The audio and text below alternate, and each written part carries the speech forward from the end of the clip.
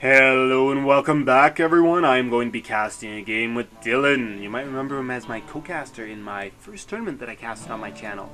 Buddy mine, I've been trying to help him get better at StarCraft 2, and he sent me a couple matches. I said, send me your Battle Cruiser matches.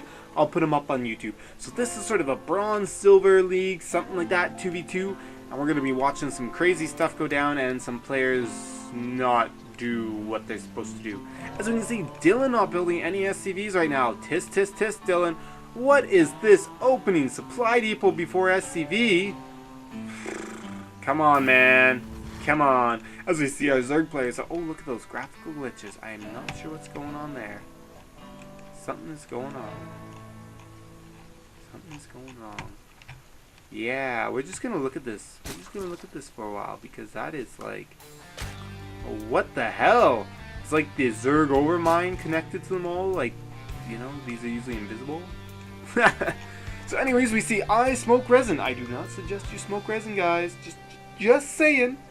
I do not suggest you smoke resin. So we see I smoke resin going down for a pretty early pool right there. Looking at a 10 pool. And we see the other Zerg player though going a little more economical. You know, so this player is going to make a lot of units early on, attack really early, whereas this player, you know, he put down 13 pool, I think it was. It might have been a 14, so that's standard timing. Not the super fast aggression. Of course, we see, why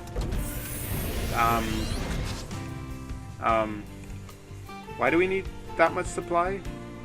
Why don't we just spend 15 more minerals to get a second barracks? Like, why do we need 35? Oh well. As we see our Zerg player here also getting his gas.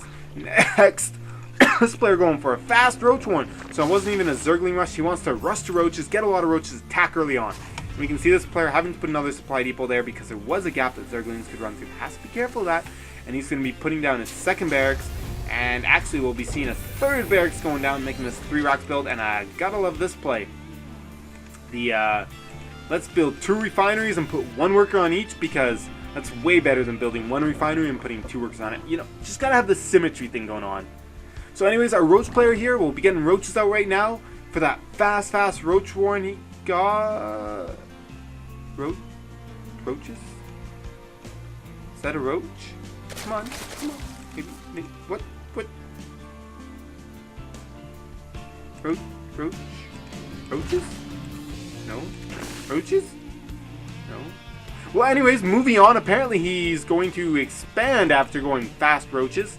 And, yeah, we see this player going for a Baneling's Nest. This might be very useful against 2 Terran players. And, of course, Dylan being smart, saying, expand! We are the macro Terran race. Let's expand. Let's get some economy going so we can frickin' whoop their butts when we get bigger armies. And, of course, we see that neither player has done any useful scouting yet. This Overlord stopping in a odd position. Whatever. And, of course, we see the purple Terran player, or the blue Terran player, sorry. No, the blue Zerg player has made an expansion, and he's got some workers being transferred down there. That's awesome. Where did the... I want to know where those go! But I can't see.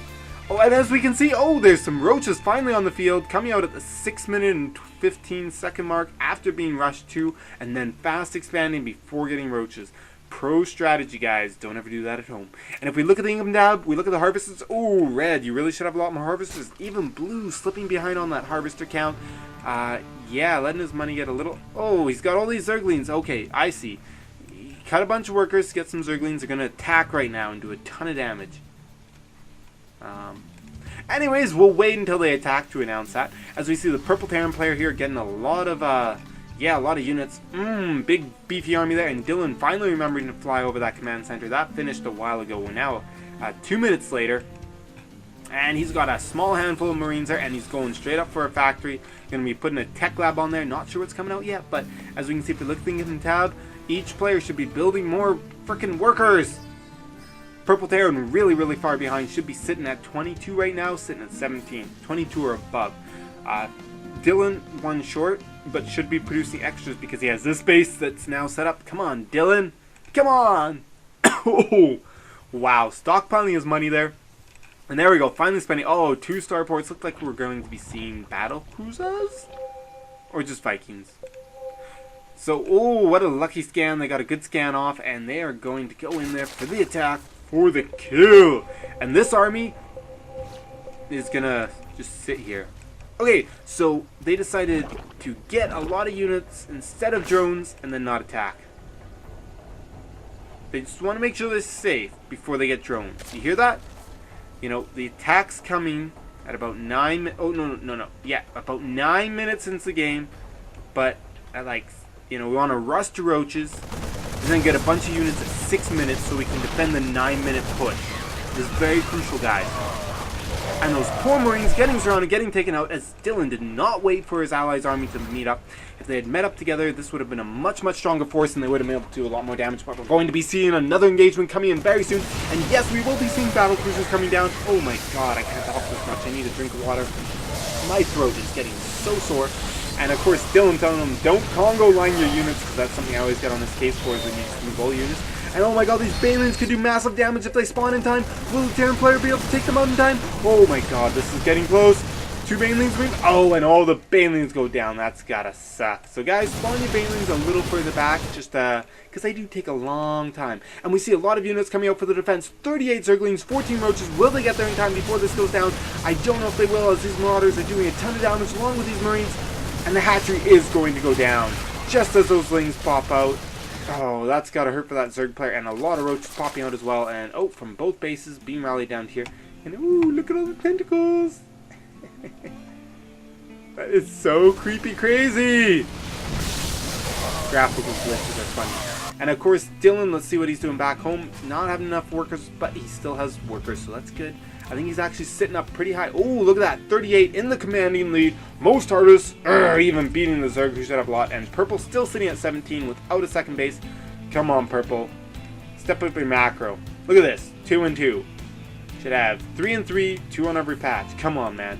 And we see a bit of a counterattack by these Lings. A bit of a run by as an army is engaged in the center here. And these Lings doing a ton of damage. Whew. Battlecruisers are on the way, though. So we'll be good. But these Lings taking out all of those workers, having to lift up and flee the command center. And oh, that did a ton of damage. If we look at the harvest, oh, Dylan lost about 7 workers there, maybe even more. That's got to be a huge hit. And we're seeing an engineering bay come out, I would assume, for, oh, there's the spire. Have they scouted that spire? No, they haven't. So I would assume that Eng Bay is coming out either for a planetary fortress or so that he can upgrade his ground army. And we see all these Banelings being morphed in at the front door. Looks like we're going to be seeing a Baneling bust. There we go. Blue finally re-expanding. Finally making that base again. Because those poor probes, they had to walk so far for their mining trips. Like, oh, and targeting the barracks. Not a good choice. With so much HP. But a beautiful timing by Dylan to lift it off. Keep it alive. Whew. That barracks almost went down. But wow, what a fast reaction. And look at this. Battle cruiser operation mode. And poor roaches, you cannot shoot up. Of course, these roaches, though, they are very strong. They're really hard to kill, so they're just going to run right by the slow battle cruisers and start doing whatever economic damage they can. Looks like they're being individually microed to take out those SCVs one at a time, but now they're not being microed, and they get slaughtered as they turn around to face the opposing army. We see Purple player finally getting the expansion, but probably still sitting at 17 workers. Yes, indeed he is. And we see that he's now putting down his factory. Is this his first factory of the game? Jesus. And we see the Red Zerg player finally doing a little bit more expanding. There we go. That's the way we want to play. And now, what is going on? 4 Mutalisks coming out. 4. Against 2 battle cruisers.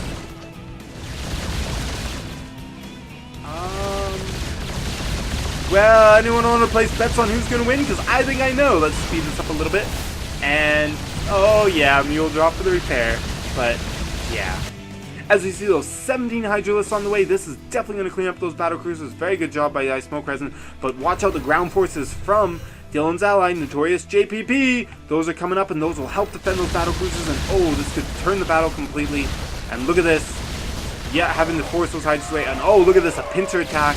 Making the distraction here, sending the units to take out this base. Queen goes down quickly, and are they going to snipe the base? No, they're going to go for the workers for... Oh no, there we go, now they're sniping the base. Those Hydralisks can't get back in time, and the base does go down. And this is bad news for the Zerg, as they are starting to run out of gas. And they don't want to build Lings, even though they have 4,000 mineral. Build some Lings! Build Zerglings! Oh, this is hard to watch, guys. Let's go watch this mule die. Yeah. Anyways, Dylan doing a lot of gas because that's really all he needs right now because he's making battle cruisers, has a ton of minerals, and just needs gas. So that's all he's mining from here, making a planetary fortress, making sure this base won't fall easily. And of course, will never be lifted up. Oh, and the Mutalisk coming out, and they can do some serious damage if some missile turrets don't go up in time, as there's almost no anti-air. And look at this, Dylan, quick response, throwing down those missile turrets. Yeah. So, wow, quite a read there. You think he has map apps. Oh, and but beautiful micro by the Zerg player, making sure none of the missile turrets go up. But no, one missile turret does finish, and the battle cruisers come in to finish this off, and those Mutalisks get completely slaughtered. Finally, we see, oh, the game just ended. And as I was missing out on all the action, purple was raping red here. Very pretty. But yeah, guys, just a suggestion. When you have freaking 6,700 minerals, and you're getting attacked by an army, and you have about 14 larvae, and you don't have enough gas to build what you want to build some Zerglings! So there we go. That was an educational game with tutorial value as well. And just also shows you how there's a lot of room for improvement when you're in Bronze and Silver League. So good gaming, guys. Hope you enjoyed the cast, and see you guys next time.